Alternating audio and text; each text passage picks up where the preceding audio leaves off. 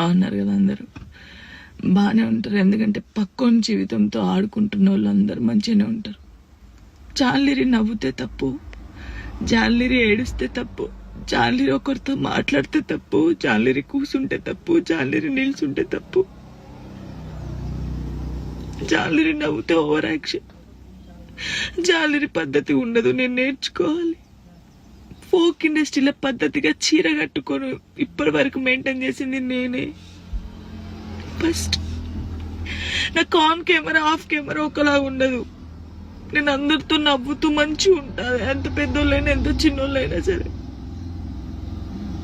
వేరే టాపిక్స్ లేవు, జాను లిరి టాపిక్. ఎందుకు నా పర్సనల్ లైఫ్ ని తీసుకొచ్చి మీరెందుకు ఇంత హైలైట్? అంటే మీ వ్యూస్ కోసమా?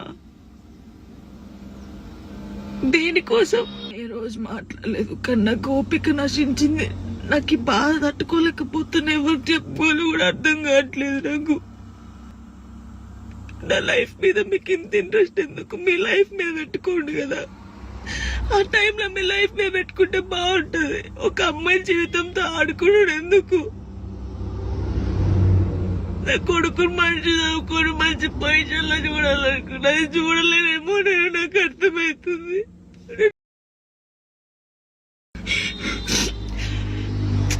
ఇది మాట్లాడితే మీరు ఏదో ఆపేస్తారు, ఇది కాదు. ఓపిక నశించి నేను ఎప్పుడు దేనికి రియాక్ట్ కాలేదు. ఒక అన్నతో మాట్లాడే తప్పు, నా తమ్ముడని మాట్లాడితే తప్పు, ఎవరు పడితే వారికి లింకులు వేస్తారు.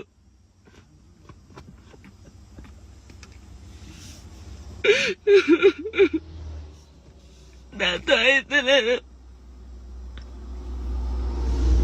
చాలా మంది జానక్క చూసి నేర్చుకున్నాం, జానక్క ధైర్యంగా ఉండాలని చాలా మంది అన్నారు నాతోని. నా కోపిక నశించిందిరా, మీ అందరూ చెప్తున్నా నా కోపిక నశించింది. నాకు ఫుల్ బాధ అవుతుంది. ఇంత నరకంలో నిజంగా చాలా మంది అమ్మాయిలు సూసైడ్ చేసుకుని చచ్చిపోతే ఎందుకు చచ్చిపోయారు? వీళ్ళకి ఏం మాయరోగం వచ్చిందని నేను అన్నా, కానీ ఆ బాధలు ఉన్నోళ్ళకే తెలుస్తుంది ఆ బాధ.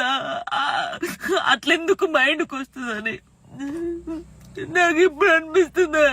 అరే నిజమే కదా, బాధపడ్డోళ్ళకే బాధ తెలుస్తుంది, కానీ తప్పు. న్యూస్ ఛానల్స్ కానీ ఇన్స్టాగ్రామ్ లో ఉన్నోళ్ళకి కానీ చాలా తప్పు.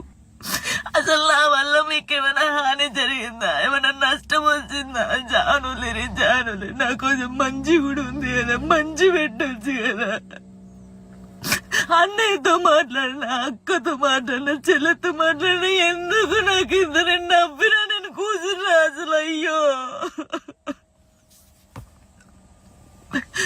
నరకం నరకంగా అనిపిస్తుంది నాకు.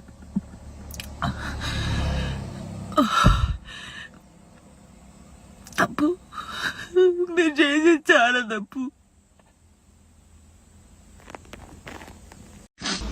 మీ వ్యూస్ కోసం ఒక అమ్మాయి జీవితాన్ని రోడ్డు మీద వేయాలి, అది మంచిగా చెడ్డ ఆలోచించరు. ఇష్టం ఉన్నట్టు కామెంట్స్ పెడతారు. మా అమ్మ నాన్న నన్ను చిన్నప్పటి నుంచి ఒక్క మాట కూడా అనకుండా పెంచారు, కానీ ఈ రోజు అడ్డమైన వాళ్ళతో నేను మాటలు ఆడుతున్నాను. నాకు ఈ రోజు అనిపిస్తుంది నాకు ఓపిక నశించింది. నేను చూసి చూసి వీడియోలకి నా వాయిస్ కి గలీజ్ వాయిస్ పెట్టడం, మీ అమ్మ అని తీసుకొచ్చి మీ అమ్మ వాయిస్ కి గలీజ్ మాటలు పెడితే మీకు అప్పుడు అర్థమవుతుంది బాధ. ఇన్స్టాగ్రామ్ లో నా వీడియోస్ నా వాయిస్ కి గలీజ్ గలీజ్ వాయిస్ పెడుతున్నారు. నాకు కొడుకు, నా కొడుకు చూడడా? నువ్వు ఒక అమ్మ కొడుకే కదా, నీ అమ్మ వీడియో అలా పెట్టి గలీజ్ మాటలు పెడితే నీకెంత బాధ ఉంటుందో అంతకన్నా ఎక్కువ బాధ నాకుంది. ఫస్ట్ టైం అనిపిస్తుంది నాకు చచ్చిపోవాలని, ఇవన్నిటికీ దూరంగా ఉండాలని. ఎక్కడికైనా ఒకవేళ కారణం మీరే అవుతారు, గుర్తుపెట్టుకున్నది. ఇంత నరకమా? మస్తు టాపిక్స్ ఉన్నాయి. నా మీద పడేందుకు మీకేం వస్తుంది? మాట్లాడితే జాన్లిరికి రెండో పెళ్లి, ఒక ఫోటో వేయడం, జాన్లిరికి రెండో పెళ్లి. ఆడోళ్ళు మొగోళ్ళు న్యూస్ రిపోర్టర్స్ అంతా ఇంతేనా? ఒక ఆడపిల్ల బాగా తెలుస్తుంది అనుకున్నా. మీరు కూడా ఇంతేనా? అసలు నా పర్సనల్ లైఫ్ ని ఎందుకు తీస్తున్నారు? మీకు అసలు జానులిరి తప్ప వేరే టాపిక్స్ లేవా? ఎవరో గుడికి వెళ్తే రేప్ చేసి చంపారట, ఆ అమ్మాయి గురించి మాట్లాడొచ్చు కదా, ఆ ఎదవల గురించి మాట్లాడొచ్చు కదా, చిన్న పిల్లని చంపేస్తున్నారు వాళ్ళ గురించి మాట్లాడొచ్చు కదా. ఎందుకు నా టాపిక్, నా పర్సనల్